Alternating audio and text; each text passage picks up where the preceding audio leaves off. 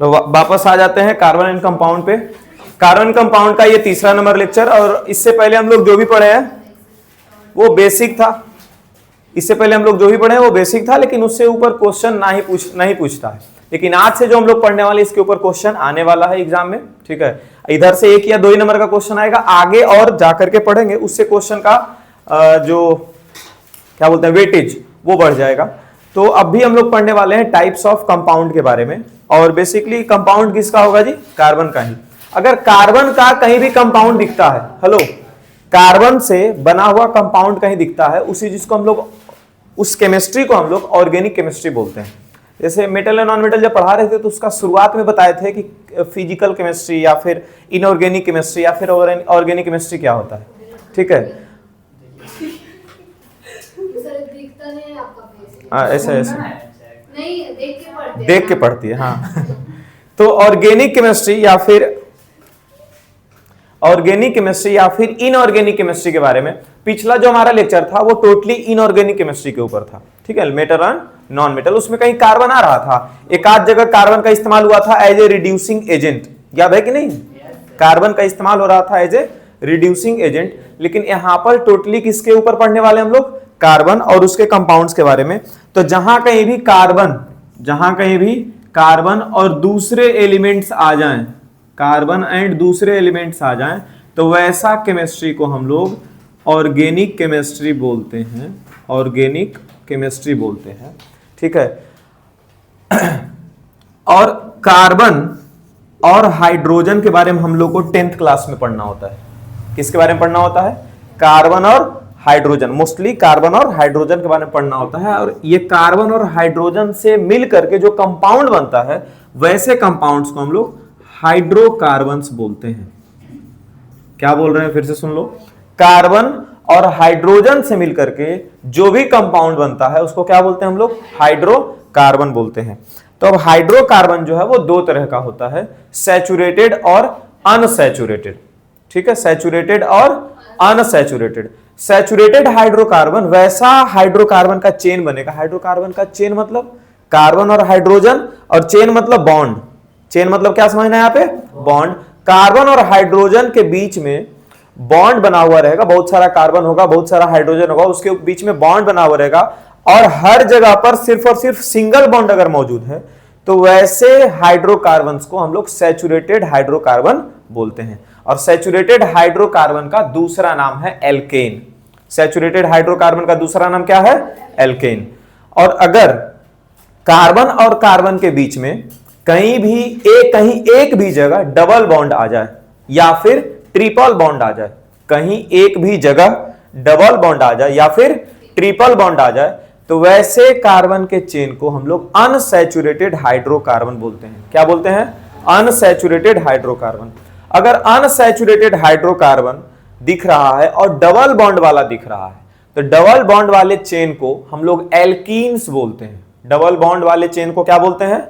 Alkenes. और अगर triple bond वाला चेन दिखा तो हम लोग एल्काइंस बोलते हैं। क्या बोलते हैं? एल्काइंस, ठीक है। तो हम लोगों को एल्केन के बारे में, एल्कीन के बारे में और एल्काइंस के बारे में पढ़ना है, ठीक है। इसमें बहुत सारे से कि एक कार्बन रहा तो फिर नाम क्या हो जाएगा, 2 कार्बन रहा तो नाम क्या हो जाएगा, 3 कार्बन रहा तो नाम क्या हो जाएगा, ठीक है। 3 कार्बन सबका सिंगल बॉन्ड है तो नाम क्या होगा, 3 कार्बन कहीं एक जगह डबल बॉन्ड आ गया तो नाम क्या होगा, 3 कार्बन है और अगर डबल बॉन्ड की जगह ट्रिपल बॉन्ड आ जाएगा तो क्या नाम हो जाएगा। ये सब के बारे में पढ़ना है। फिर फंक्शनल ग्रुप के बारे में पढ़ना है। आज के लेक्चर में बस इतना ही देखने वाले हम लोग, ठीक है। तो स्टार्ट कर लेते हैं। अब लिखो थोड़ा थोड़ा करके तुम लोग भी। हाइड्रोकार्बन्स यहां पर लिख देते हैं। यहां पर क्या लिखते हैं पहले? हाइड्रोकार्बन्स। हाँ, टॉपिक का नाम है टाइप्स ऑफ कंपाउंड। टॉपिक का नाम क्या है जी? Types of compound. और उसमें हम लोग पढ़ने क्या जा रहे हैं? हाइड्रोकार्बन। देखो बहुत सारा एलिफेटिक, एरोमेटिक ये सब होता है तो सबसे हमको लेना देना नहीं है, ठीक है। एलिफेटिक हाइड्रोकार्बन या एरोमेटिक हाइड्रोकार्बन पढ़ाने लग जाएं, ठीक है, तो सब दूसरा दुनिया में लेकर के चले जाएंगे। वो सबसे क्या मतलब है? अभी है क्या वो सब भी लिखा हुआ है तुम लोग के? नहीं ना, ठीक है। तो हम लोग सीधा सीधा आते हैं हाइड्रोकार्बन्स के ऊपर। हाइड्रोकार्बन कैसा कंपाउंड होने वाला है? तो एक कंपाउंड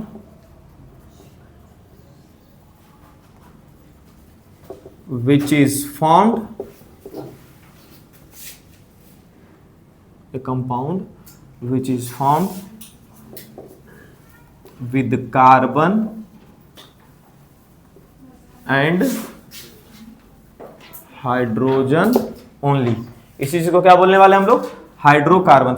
हाइड्रोकार्बन कितने तरह के? दो तरह के। अच्छा कुछ इसका एग्जांपल भी लिख दें। CH4,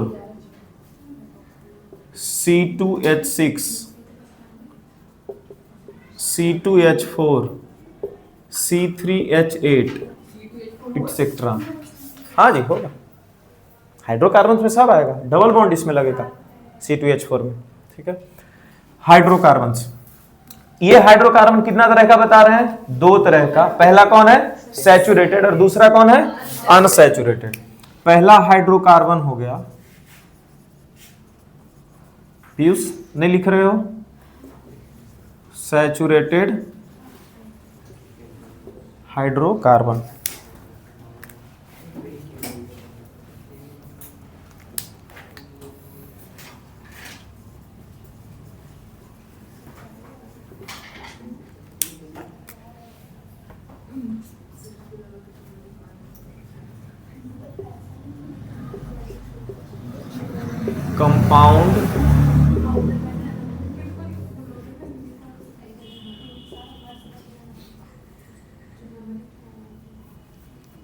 compound having. सर जो बच्चे क्या पहले सुने लिखेगा सर? पढ़ी हुई है क्या तुम? हाँ नहीं तो लिख के आया और दूसरा को बुका रहा है। तो बोलेगा नहीं कुछ भी, मुंह पे नहीं तो टेप मार देंगे। Compound having single bond between two. Chemistry होगा सर? Organic chemistry. अरे ये सब लिखना नहीं, बस समझाए थे। नहीं, हम लोग एक कोई यहाँ पे बच्ची है, हाँ, उसको केमिकल केमिकल फॉर्मूला पढ़ रही। Between two carbon, single bond between two carbon atoms.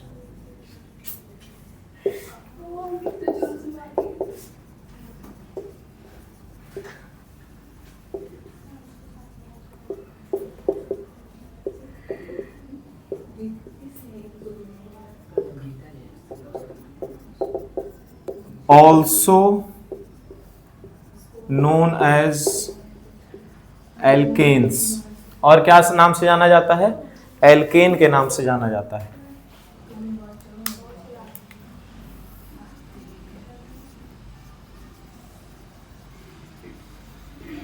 Unsaturated hydrocarbon.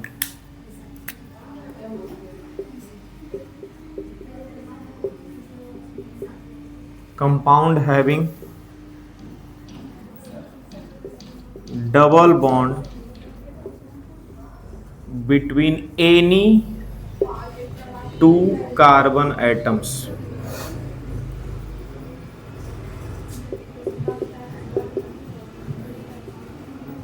is known as unsaturated hydrocarbons।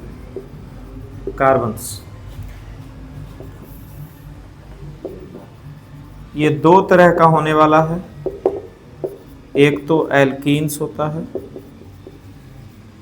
पहला, और दूसरा एल्काइंस होता है। एल्कीन्स डबल बॉन्ड, वैसा बीच में अगर एक भी जगह डबल बॉन्ड आ गया उसको बोलेंगे। एल्काइंस बीच में अगर एक भी जगह ट्रिपल बॉन्ड आ गया।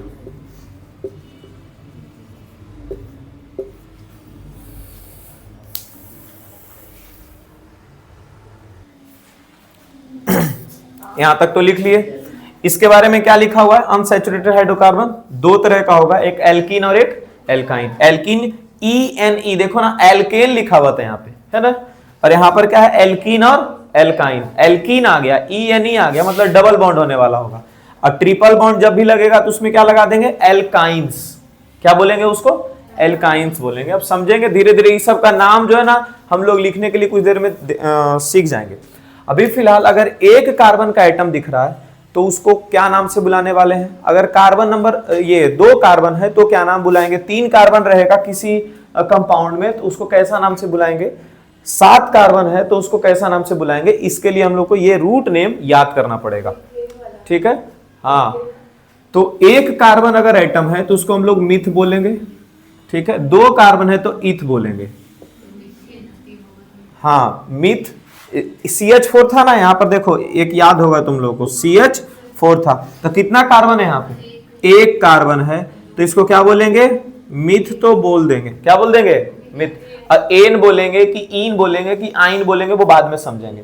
इसीलिए ऐसा वाला कार्बन को मीथेन बोला जा रहा था। यहाँ पर देखो तो 2 कार्बन है, कितना कार्बन है यहाँ जी, 2, तो इथ बोलेंगे। यहाँ कितना कार्बन, 2, तो इथ। यहाँ कितना कार्बन है, 3, तो 3 कार्बन वाले को हम लोग बोलते हैं प्रोप।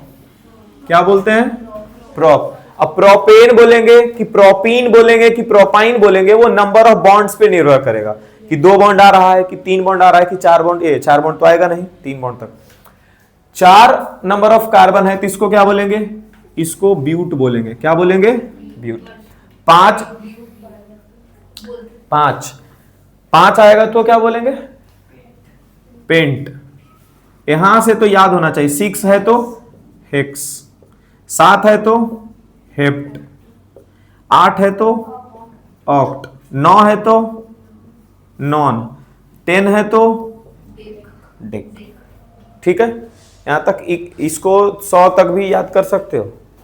ठीक है, एक्चुअली इसको 20 तक याद करना पड़ता है, उसके बाद 20 के बाद याद करने का जरूरत नहीं है, वो लगा सकते हैं। जैसे कि काउंटिंग 20 तक याद करते थे बचपन में, फिर 20 के बाद सिखा दिया गया कि 20 में 1 लगा दो, 20 में 2 लगा दो। इसीलिए इंग्लिश वाला जो काउंटिंग है वो ज्यादा इजी होता है लड़कियों के लिए, है ना। हिंदी वाला टफ होता है, 37 38 कैसे लगाएंगे पता ही नहीं चलता इन लोग को, समझे। तो इसीलिए 20 30 के बाद इन लोग का हालत खराब रहता है। 30 के बाद इन लोग को हिंदी में काउंटिंग नहीं बोलना आता है, इंग्लिश में आता है। बोलती है तुम, हाँ जी। 69 88 79 में कौन बड़ा है बताओ तो, 69 88 79। चलो ठीक है,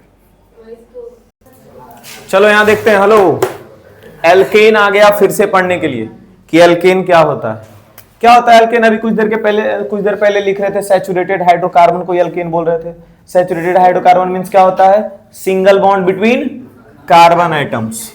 कितना, single bond between each carbon atom.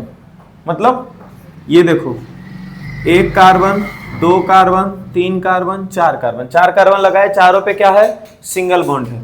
अच्छा, तो 1 कार्बन कितना बॉन्ड बनाने की क्षमता रखता है, 4। कितना बॉन्ड बनाने की क्षमता रखता है, 4। तो ये कार्बन को अगर देखा जाए तो 1 बॉन्ड इधर बना लिया, 1 बॉन्ड इधर बना लिया, तो 2 अभी भी बाकी है, तो एगो ऊपर और एगो नीचे, ये हाइड्रोजन लग जाएगा इसके साथ। क्या लग जाएगा, हाइड्रोजन। अभी पढ़ रहे थे हाइड्रोकार्बन, है ना, जिसके बारे में हम लोग को क्या पता चला कि कार्बन और हाइड्रोजन के बीच में बॉन्ड बनता हुआ दिखेगा। यहां पर भी 2 बॉन्ड दिख रहा है, तो 2 बॉन्ड इधर ऊपर और नीचे लग जाएगा। इस कार्बन के साथ कितना बॉन्ड बना हुआ है जी, 1, सिर्फ 1 बना हुआ है। तो 1 ऊपर लगा दो हाइड्रोजन, 1 इधर भी हाइड्रोजन, 1 इधर भी हाइड्रोजन। ठीक है, इस कार्बन के साथ कितना बॉन्ड दिख रहा है, 1, तो कितना बॉन्ड और चाहिए इसको, 3। 1 2 3, तो जहां पर घटेगा वहां कौन पूरा कर देगा आकर के, हाइड्रोजन पूरा कर दिया। हाँ, कोई और भी पूरा कर सकता है, जब हम लोग फंक्शनल ग्रुप पढ़ेंगे तब पता चलेगा। अभी फिलहाल हम लोग को हाइड्रोजन ही पूरा करता हुआ दिखेगा। अच्छा, कितना कार्बन है यहाँ पे, एक सेकंड, कितना कार्बन है यहाँ पे, 4, तो इसको क्या लिख दिए, 4।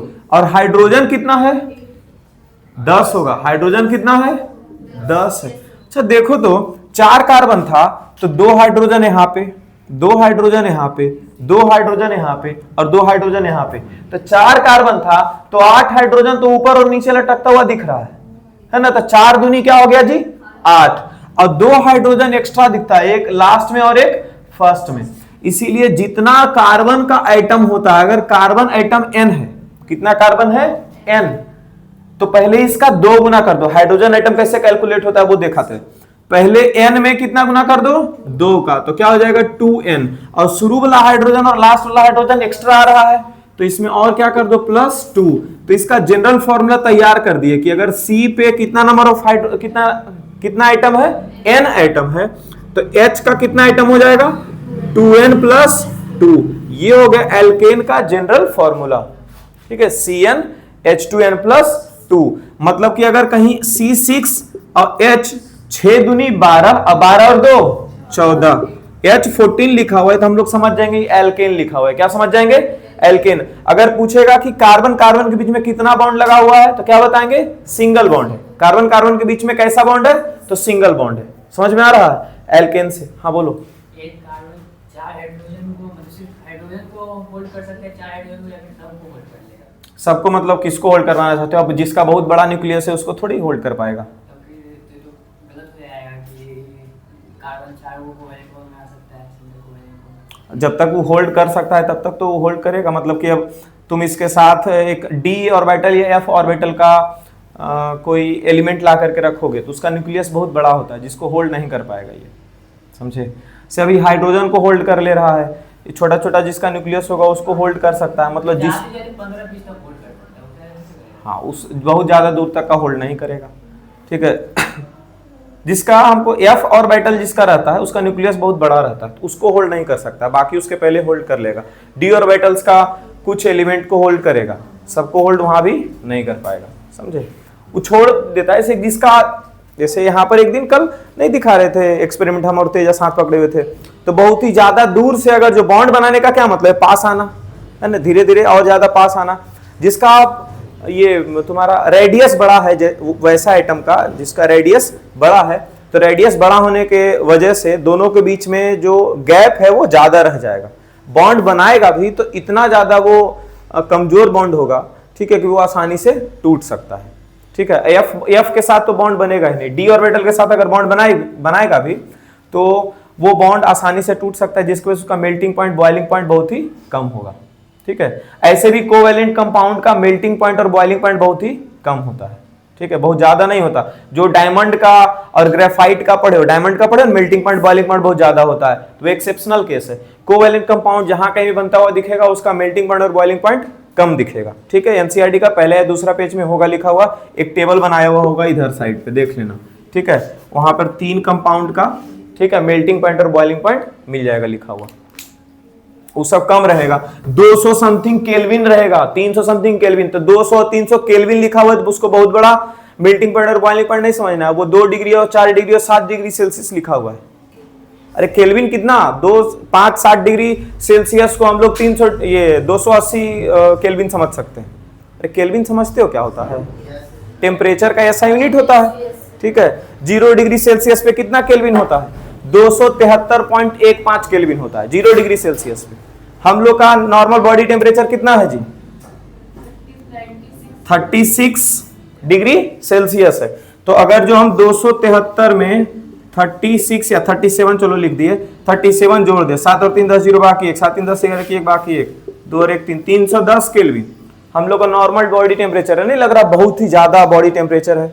लग रहा, लेकिन क्या बहुत ज्यादा है ये? 37 डिग्री सेल्सियस तो हम लोग के लिए आम टेम्परेचर है ये, इसमें तो हम लोग को बहुत ज्यादा गर्मी भी नहीं लगता। उधर भी तो बहुत सारा होगा, इसका मेल्टिंग पॉइंट बॉइलिंग पॉइंट ज्यादा होगा, उसके साथ बॉन्ड बनाएंगे नहीं हो जाएगा। क्या चीज क्या चीज? जैसे उधर मतलब एफ ब्लॉक में, हाँ जिसका मेल्टिंग पॉइंट बॉइलिंग पॉइंट ज्यादा है, हाँ हाँ, उसके साथ बॉन्ड बनाएगा, स्ट्रॉन्ग बॉन्ड बनाएगा नहीं हो जाएगा, कितना वो होल्ड कर पाएगा। जिसका मेल्टिंग पॉइंट या फिर बॉइलिंग पॉइंट ज्यादा दिखेगा ना, उसके साथ वो बॉन्ड बनाएगा तो स्ट्रांग बॉन्ड ही होगा। उसके साथ भी जैसे स्ट्रांग बॉन्ड बन ही गया तब ना उसका बॉन्ड तोड़ने के लिए हमको ज्यादा एनर्जी चाहिए होगा, तब उसको हमको ज्यादा हीट देना पड़ेगा, तब ना मेल्टिंग पॉइंट और बॉइलिंग पॉइंट बढ़ जाता है।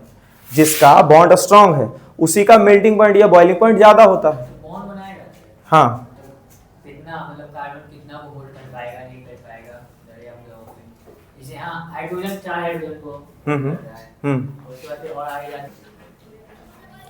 चलिए फिर से यहां समझते हैं कि कैसे इसका जो जनरल फॉर्मूला है वो CnH2n+2 हो गया। यहां पर कार्बन दिखा ना 4 था, तो चारों कार्बन के पास ऊपर और नीचे हाइड्रोजन लगा हुआ था, तो कितना हाइड्रोजन टोटल हो गया जी?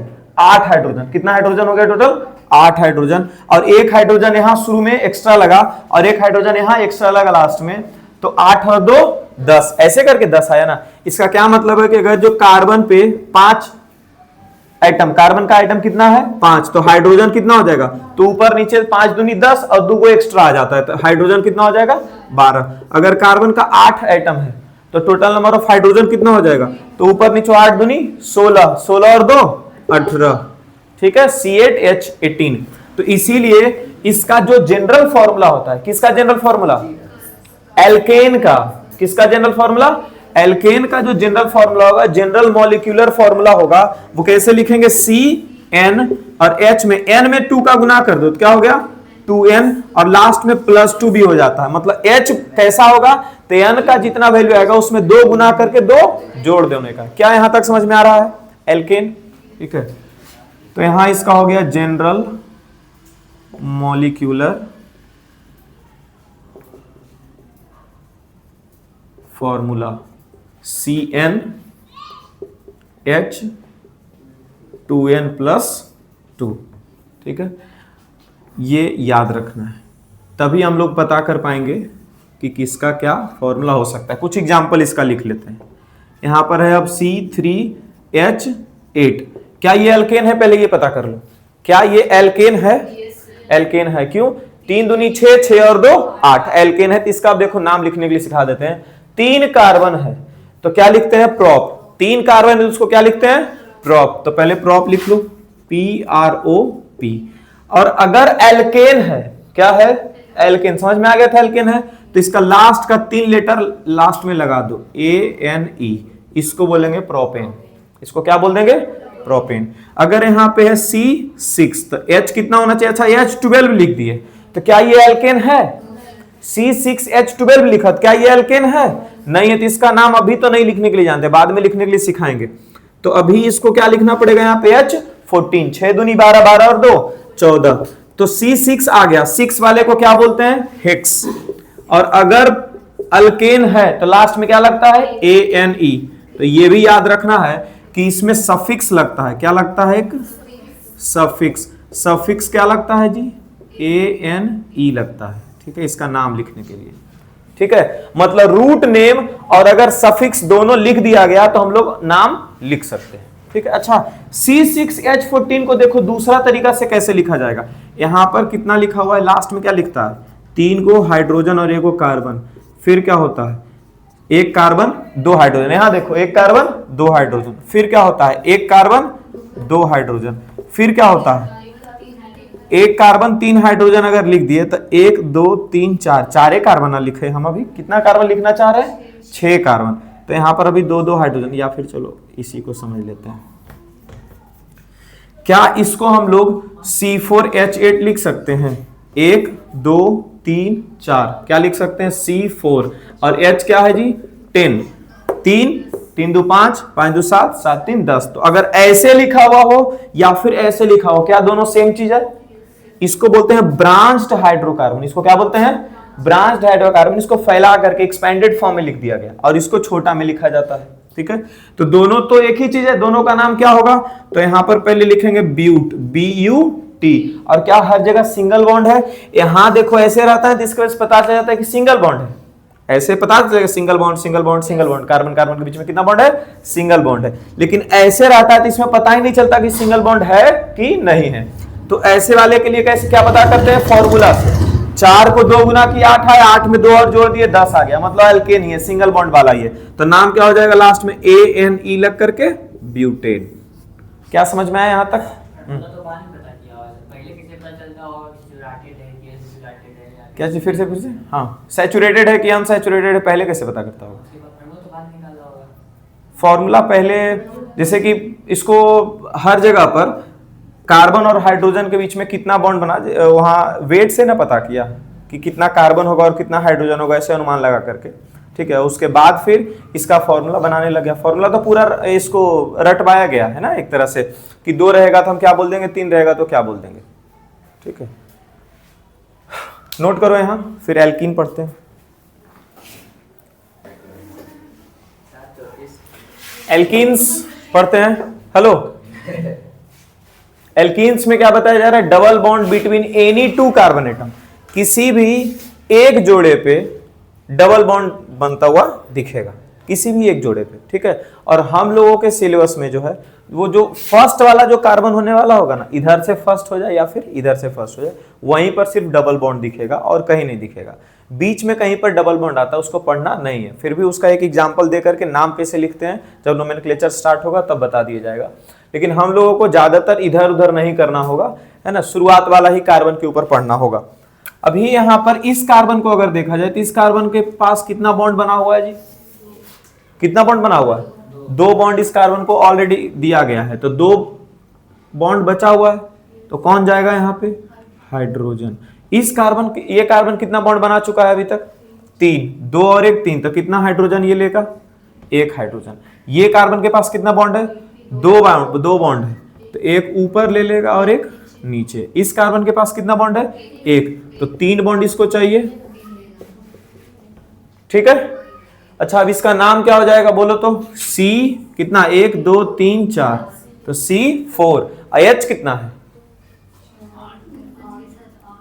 8, C4H8। कुछ समझ में आ रहा है? जनरल फॉर्मूला क्या समझ में आ रहा है?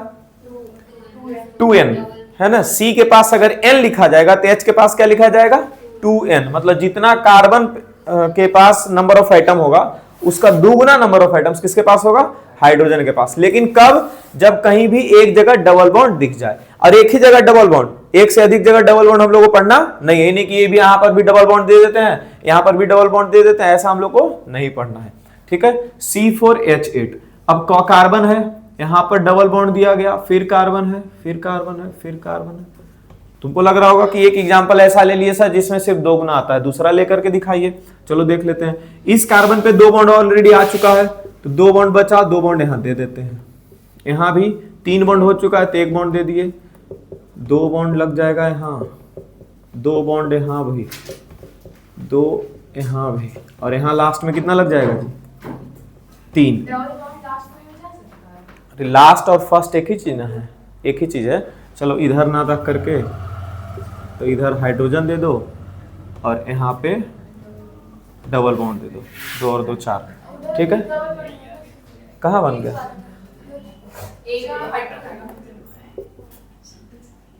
यहाँ पे, ठीक है। कितना कार्बन हो गया? 1 2 3 4 5 6। कितना कार्बन हो गया जी? 6 कार्बन। हाइड्रोजन कितना है? 3 2 5 2 7 2 9 और 3 12, C6H12। तो इसका जनरल फॉर्मूला क्या आ गया? जनरल फॉर्मूला किसका? ये जनरल फॉर्मूला है एल्कीन का। किसका जनरल फॉर्मूला है? एल्कीन का। क्या हो जाएगा? C के पास जितना नंबर ऑफ एटम है उसका 2 गुना नंबर ऑफ एटम आ गया H के पास। ये हो गया इसका जनरल फॉर्मूला। अब इसका सफिक्स में क्या लगेगा? नाम तो मिथ इथ प्रोप ब्यूट ऐसा ही आएगा, रूट नेम, लेकिन इसका सफिक्स क्या हो जाएगा जी?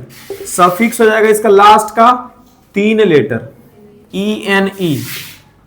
क्या सफिक्स इसमें लगेगा? ENE, ठीक है। यस क्यों बोल रहे थे तुम लोग? कहाँ लिखा हुआ है? हाँ, झूठ बोलते हैं ऐसे। हाँ, तो अभी वीडियो पोस्ट हुआ है, हैं? तो कट लग जाएगा वहां पे। एग्जाम्पल चलो लिखते हैं यहाँ पे C3H6। C3H6 इसका नाम क्या हो जाएगा जी? प्रोप पहले लिख देंगे, PROP, प्रोप लिख दिए। और क्या हो जाएगा? इन लगेगा कि एन लगेगा? इन। क्यों? कैसे हम लोग को पता चलेगा? तो 3 यहां पे है सर, हाइड्रोजन कार्बन कितना है? 3, और इसका 2 गुना कर दिया तो हाइड्रोजन हो गया 6। सिर्फ 2 गुना रहेगा तो यहां पर लास्ट में क्या लग जाएगा? इन लग जाएगा। अच्छा, C5H10 है, 5 दूनी 10, क्या हो जाएगा? Pentyne. अगर C7H C8 8 दूनी 16, तो क्या हो जाएगा? ऑक्टीन। क्या हो जाएगा? ऑक्टीन। समझ रहे हो यहां? अच्छा, इसको ब्रांच्ड चेन में भी तो लिखा जा सकता है जी, ब्रांच चेन में लिखा जा सकता है। चलिए किसी का ब्रांच चेन लिख देते हैं, इसी का ब्रांच चेन देखो, इसको लिखने में आसान होगा। C4H8 का ब्रांच्ड चेन, ठीक है।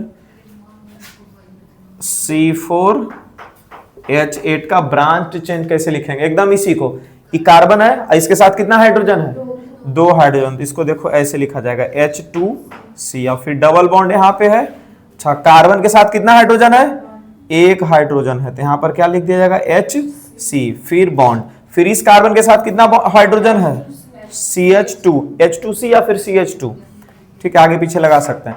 यहाँ पर कितना आ जाएगा CH3। काउंट भी कर लेंगे एक बार वेरीफाई करने के लिए, 1 carbon, 2 carbon, 3 carbon, 4 carbon, 2 hydrogen, 2 और 1 3 हाइड्रोजन, 3 और 2 5, 5 और 3 8 हाइड्रोजन आ गया। इसको ब्यूटीन बोलो या फिर इसको ब्यूटीन बोलो, दोनों सेम चीज है, ठीक है। अच्छा, क्या हम लोग मीथीन लिख सकते हैं, मीथीन, हम लोग मीथीन लिख सकते हैं। सबसे छोटा एल्कीन कौन होगा, जैसे सबसे छोटा एल्केन जो है वो मीथेन होता है, सबसे छोटा एल्केन कौन होता है, मीथेन, क्योंकि सबसे कम नंबर ऑफ कार्बन क्या होगा, 1, और 1 कार्बन को मिथ बोलते हैं, और सिंगल बॉन्ड रहता है तो एन लगाते हैं, तो मिथ एन हो गया। वैसे ही क्या हम लोग मिथ इन बोल सकते हैं, 1 कार्बन तो मिथ और डबल बॉन्ड तो इन। 1 कार्बन के पास डबल बॉन्ड लगा हुआ है किसको, से डबल बॉन्ड होता किसके बीच में, बिटवीन एनी 2 कार्बन एटम, किसी भी 2 कार्बन एटम के बीच में डबल बॉन्ड होना चाहिए। यहां पर 2 कार्बन एटम आएगा कैसे, मीथीन लिखा जा रहा है अगर, तो कितना कार्बन लगाएंगे हम लोग, 1, और 1 कार्बन है तो दूसरा कार्बन इसके पास है ही नहीं, बॉन्ड डबल वाला कहां लगेगा, है ना। क्या हाइड्रोजन के पास डबल बॉन्ड लगा दोगे इन लगाने के लिए, नहीं, ठीक है, इसीलिए पॉसिबल नहीं है, ठीक है। तो सबसे छोटा एल्कीन कौन होता है, ईथ, 2 कार्बन वाला सबसे छोटा एल्कीन कौन होता है, इथीन। इथीन क्या है, सबसे छोटा, या फिर फर्स्ट एल्कीन, फर्स्ट एल्कीन किसको बोलेंगे, इथीन को, फर्स्ट एल्कीन, इथीन को। इसका बॉन्ड कैसा दिखेगा जी, C डबल बॉन्ड C, और 4 बॉन्ड बनाता है तो 2 हाइड्रोजन ले लिया, और यहां भी कितना हाइड्रोजन ले लिया, 2। इसी चीज को और कैसे लिखा जा सकता है, H2C, और फिर से H2C, और यहां पर डबल बॉन्ड दिख रहा है ये। चलिए अगला है एल्काइन, उसके बाद फिर कुछ नेमिंग पढ़ेंगे, उसके बाद फिर फंक्शनल ग्रुप पढ़ेंगे, बॉन्ड क्या यहां पे है, कोई भी 2 कार्बन एटम के बीच में triple bond between any 2 carbon atoms, इसी को क्या बोलेंगे, एल्काइन बोलेंगे। फिर से एस लगा देंगे, बोलेंगे लास्ट का 3 लेटर लिखना है तो एस लगा के लिख दोगे, एल्काइन बोलेंगे। यहां पर कार्बन के बीच में कितना बॉन्ड चाहिए, 3, फिर 1 कार्बन, फिर 1 कार्बन, फिर 1 कार्बन। अब सबके पास हाइड्रोजन भर दो, इस कार्बन के पास कितना बॉन्ड यूज हो चुका है, 3, इसका 3 इलेक्ट्रॉन ये लेके भाग चुका है ना, तो 1 इलेक्ट्रॉन हाइड्रोजन को दे दिया। अच्छा, इस कार्बन को देखा जाए तो इसके पास हाइड्रोजन नहीं मिलेगा क्योंकि 4 बॉन्ड इसके पास हो चुका है। इस कार्बन के पास आओ, इस कार्बन के पास आओ, इस कार्बन के पास आओ, अब इसका फॉर्मूला बताओ, 1 2 3 4 5, तो 5 हो गया। हाइड्रोजन बोलो, 1 3 2 5 2 7 और 1 8। अब तुम लोग अपने से सोचो इसका जनरल फॉर्मूला, अरे जनरल फॉर्मूला बोल रहे हैं, इसका फॉर्मूला नहीं, जनरल फॉर्मूला, जैसे यहां लिखे थे ये 3n, हाँ 2n-2, हाँ। एक और इसका एग्जांपल ले लेते हैं, C। अच्छा, क्या इसमें भी मिथ, मतलब कि 1 कार्बन के साथ आइन लगा पाएंगे हम लोग, नहीं, मिनिमम कितना कार्बन चाहिए होगा, 2 कार्बन चाहिए। कितना कार्बन चाहिए होगा, 2 कार्बन चाहिए होगा। ट्रिपल बॉन्ड लगा दिए, ट्रिपल बॉन्ड लगा दिए। अच्छा, इस कार्बन को 1 हाइड्रोजन मिल सकता है और इस कार्बन को भी 1 हाइड्रोजन मिल सकता है, तो 1 हाइड्रोजन इधर दे दो और 1 हाइड्रोजन इधर दे दो। इसको क्या बोलेंगे, C2। H कितना आया जी, H भी आया 2। अगर पहले C2H2, अगर पहले C2H2 इसका एग्जांपल दे देते, तुम लोगों को लगता sir it's very simple, CnHn, नहीं लगता ऐसा? यानी जितना कार्बन है उतना ही हाइड्रोजन है, इसीलिए पहले ऐसा एक एग्जांपल दे दिए कि पहले 5 का देखो तो 5 दूनी 10, 10 में से 2 कम हो जा रहा है, 2 को पढ़ो, 2 दूनी 4, और 4 में से फिर से 2 घटा दो तो फिर से 2 आ जाएगा। चलिए, तो इसका जनरल फॉर्मूला क्या आ गया? जनरल फॉर्मूला हो गया Cn, मतलब कार्बन के पास जितना नंबर ऑफ आइटम है उसका 2 गुना करके और 2 घटा दो, यही हो जाएगा जनरल फॉर्मूला। अच्छा, एल्केन का फिर से याद करते हैं, CnH2n+2 था, CnH2n एल्कीन का था और CnH2n-2 एल्काइन का था। सही है? चलिए, इसका एक दो एग्जांपल लिख लो। तुमको पहले जाना है, चले जा सकते हो। अच्छा, सफिक्स इसमें क्या हो जाएगा जी? रिया क्यों पूछ रही थी कि पहले छुट्टी हो सकता है? शादी उदिन जाना है, कपड़ा खरीदना होता है तुमको कि शादी जाने से पहले? 3 दूनी 6, 6 में से 2 घट जाएगा तो C5 गलत हो गया।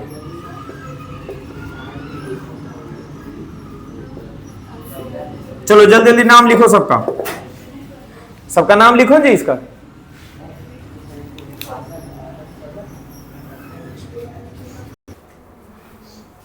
फंक्शनल ग्रुप में सबसे पहला नंबर फंक्शनल ग्रुप क्या पढ़ना है? हेलोजन के बारे में। क्या पढ़ना है? हेलोजन के बारे में। हेलोजन क्या है? तो फ्लोरीन, क्लोरीन, ब्रोमीन और आयोडीन जो एलिमेंट है, ये जिस ग्रुप में रखा गया उस ग्रुप को हेलोजन ग्रुप बोलते हैं। ठीक है, इधर इधर रखा गया 17वां नंबर ग्रुप पे। कितना नंबर ग्रुप है ये पीरियोडिक टेबल में? 17 नंबर ग्रुप पे है। ठीक है, फ्लोरीन, उसके नीचे क्लोरीन, उसके नीचे ब्रोमीन, उसके नीचे आयोडीन, एक ग्रुप में है। और सबके लास्ट में क्या लगा हुआ है जी? INE। और ये सब का जैसे अगर फ्लोरीन याद हो या फिर क्लोरीन याद हो, तो फ्लोरीन का एटॉमिक नंबर कितना होता है? 9। और इसको कितना इलेक्ट्रॉन चाहिए होता है स्टेबल होने के लिए? 1 इलेक्ट्रॉन चाहिए होता है। पहला पे 2 चला जाता है, दूसरा के लिए कितना बचा? 7। 2 और 7 9, लेकिन लास्ट सेल में कितना इलेक्ट्रॉन चाहिए होगा? 8, तो 1 इलेक्ट्रॉन का जरूरत है। अच्छा, क्लोरीन को समझते हैं। क्लोरीन का एटॉमिक नंबर कितना होता है? 17। पहला पे कितना इलेक्ट्रॉन चला जाएगा? पहला सेल पे 2 इलेक्ट्रॉन, दूसरा पे कितना जाएगा? 8। 8 और 2 10, खत्म हो गया। लास्ट में कितना बच गया? 7 इलेक्ट्रॉन, लेकिन लास्ट में होना कितना चाहिए था? 8। कितना इलेक्ट्रॉन चाहिए? 1 इलेक्ट्रॉन चाहिए। वैसा ही तुम्हारा ब्रोमीन और आयोडीन होता है, लास्ट सेल को 1 इलेक्ट्रॉन चाहिए होता है टू फुलफिल और अपने आप को स्टेबल बनाने के लिए। तो सबको किस ग्रुप में रखा गया है? हेलोजन ग्रुप में। इसको रिप्रेजेंट कैसे करते हैं? X से। कैसे रिप्रेजेंट करते हैं? X से। तो बहुत बड़ा लंबा लंबा कार्बन का चेन होगा और एक जगह कहीं पर लिखा हुआ रहेगा क्लोरीन या फिर ब्रोमीन या फिर आयोडीन, ऐसा लिखा, या फिर फ्लोरीन, तो उसका नाम कैसे लिखेंगे? ठीक है, जैसे कि यहां पर एग्जांपल इसका आप देख लो, कार्बन कार्बन कार्बन कार्बन, और यहां पे लास्ट में मानो Cl लिख दिया गया। ठीक है, सब जगह क्या लिखा हुआ जी? कार्बन कार्बन कार्बन लिखा, लास्ट में क्या लिख दिया गया? Cl। बाकी जगह पर तुम हाइड्रोजन अपने मन से यहां लगा लो। ठीक है, उतना लगाएंगे नहीं। ठीक है, सब जगह क्या लगा हुआ है अब? हाइड्रोजन। ठीक है, क्या सब जगह सिंगल बॉन्ड है? एन आना चाहिए लास्ट में। कितना नंबर ऑफ कार्बन है? 1 2 3 4, 4 कार्बन है तो क्या होना चाहिए? ब्यूट। और सब जगह सिंगल बॉन्ड है तो एन। तो ये क्लोरीन का क्या किया जाए सर? ठीक है, तो जब भी हेलोजन के लिए नेमिंग किया जाता है तो जो भी हेलोजन वाला ग्रुप है उसमें O लगा, जैसे क्लोरीन है तो इसको क्लोरो बोल करके और इसको पहले लिख देंगे। प्रीफिक्स यूज होता है यहाँ पे। क्या यूज होता है? प्रीफिक्स। क्या प्रीफिक्स यूज होगा? फ्लोरीन के लिए फ्लोरो, क्लोरीन के लिए क्लोरो, ब्रोमीन के लिए ब्रोमो, आयोडीन के लिए आयोडो। ठीक है, तो अभी क्या लिखा हुआ है यहाँ पे? क्लोरीन, तो इसके पहले लिख देंगे क्लोरो ब्यूटेन। क्या लिख देंगे? Chloro butane. समझ में आया है? क्या ऐसे ही करके सी सी सी सी, यहां पे अगर जो Br लिखा हुआ है तो क्या लिखेंगे जी? ब्रोमो 1 2 3 4 5 6 ब्रोमोहेक्सेन, ब्रोमोहेक्सेन, ब्रोमोहेक्सेन हो गया। ठीक है, तो क्या सर यहां डबल बॉन्ड कहीं पर नहीं दिख सकता है? तो क्या ब्रोमोहेक्सीन जैसा कुछ नहीं हम लोगों को पढ़ना होगा? तो बता देते हैं, एक साथ हम लोगों के क्लास में 10th क्लास के अंदर एक साथ दो फंक्शनल ग्रुप नहीं पढ़ना होता है। मतलब डबल बॉन्ड भी आ जाए और ये फंक्शनल ग्रुप भी आ जाए, या फिर और भी ज्यादा फंक्शनल ग्रुप भी आएगा ना, 6-7 पढ़ना है, 8 पढ़ना है, तो एक दो और फंक्शनल ग्रुप एक ही क्वेश्चन के अंदर आएगा कि नहीं सर? तो नहीं आएगा। ठीक है, चलिए, तो इसका क्या नाम हो जाएगा? ब्रोमो, और बीच में डैश लगा देने का, ब्रोमो बीच में डैश लगा देंगे और हेक्सेन लिख देंगे। ठीक है, क्लोरोब्यूटेन। क्या एग्जांपल क्लियर है? चलिए नेक्स्ट पे, अगला, तब तक इसको लिख लो, अगला फिर शुरू कर लें। सर ये चलेगा तो क्या होगा? अभी भी नहीं खुश है? हाइड्रोजन हटा करके OH ला रहे हैं, है ना, बिहार बंद है, फिर भी तुम लोग के लिए अल्कोहल पढ़ा रहे, बता रहा। लवली, नींद आ रहा है, अल्कोहल आ गया यहाँ पे, तो नींद टूट जाना चाहिए अब तो। उसको पसंद है? सर मेरी क्लास में डाल के दीजिए। मेरे क्लास में कैसे कैसे गंजेड़ी नशेड़ी लोग हैं। एक एक है जो खैनी खा रही है, एक वो दारू पी रही है। समझ रहे हो लेवल? बताओ, गांजा फूक रही है। तो चलो इधर देखो, अल्कोहल में यहां देखो, यहां देखो, कार्बन के साथ जो लास्ट में वो हाइड्रोजन रहता है ना जी, वो हाइड्रोजन ना रह करके क्या हो जाएगा? OH। क्या रह जाएगा? OH। ठीक है, तो इसी में सफिक्स यूज होगा। हेलो, यहां पर क्या यूज हुआ था? प्रीफिक्स। इसमें क्या यूज हुआ था? प्रीफिक्स। यहां लिख देना प्रीफिक्स, तो क्लोरो, ब्रोमो, फ्लोरो ये सब है। यहां पर क्या यूज होगा? सफिक्स। और सफिक्स क्या यूज होगा? ओल। क्या यूज होगा? ओल, OL। यहां पे सफिक्स इस्तेमाल होता है और उसको क्या बोलते हैं? ओल बोलते हैं। ठीक है, जैसे कि एक कार्बन है, 1 2 3 4, और लास्ट में क्या लगा हुआ है? OH सब जगह, बाकी हाइड्रोजन। ठीक है, इधर देखो कितना कार्बन है? 1 2 3 4, तो यहां पर क्या लिख देंगे? ब्यूटेन। क्या लिख देंगे? ब्यूटेन। लेकिन सर ओल भी तो लगाना था। क्या लगाना था? ब्यूटेन के बाद सफिक्स में ओल लगाना था, तो एक बार ई हटा करके और ओल लगा देंगे, OL। क्या हो गया? ब्यूटेनॉल। इसको क्या पढ़ेंगे अब? ब्यूटेनॉल। एक दो और एग्जांपल इसका कर लेते हैं। ठीक है, ज्यादा दिमाग खराब नहीं करेंगे, बहुत टाइम है अभी। वाह, समझदार तो तुम हो रही है धीरे धीरे। बचपन से कौन समझदार है? बोलेगी वो। बोली सर, बोली। 6 में समझदार थी तुम? उस टाइम हाइट भी कम था, दिमाग भी कम था। 1 2 3 4 5 6, और यहां लग गया OH।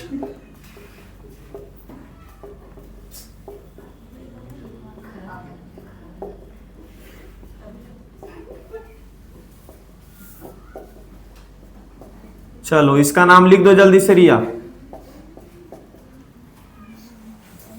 और भी कुछ नाम लिख देते हैं यहां पे।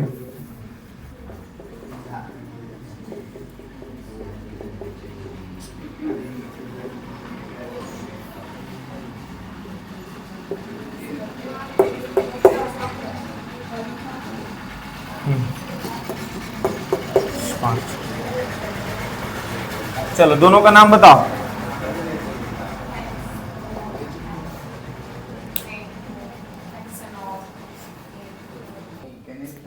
इसमें कितना कार्बन है?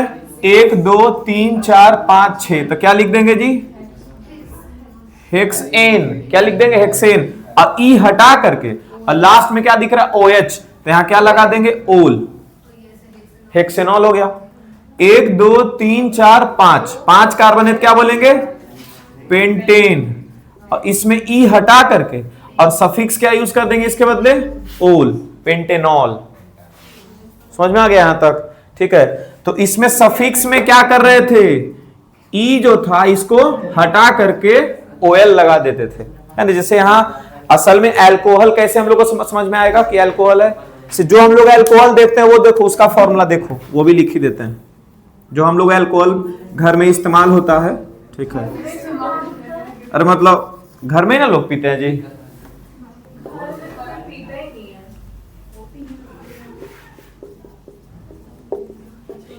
ये है CH3CH2OH, या फिर इस चीज को और क्या लिखते हैं, C2H5OH, H5, हाँ ठीक है, C2H5OH।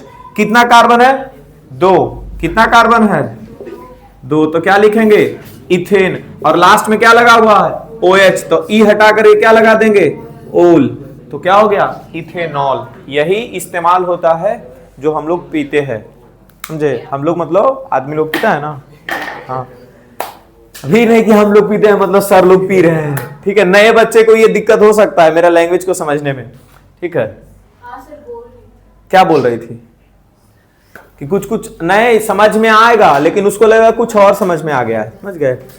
हाँ, तो यहाँ पर 2 ही फंक्शनल ग्रुप हम सोचे थे आज पूरा कंप्लीट कर लेंगे, लेकिन 2 ही फंक्शनल ग्रुप रैक करके छोड़ देते हैं, ठीक है।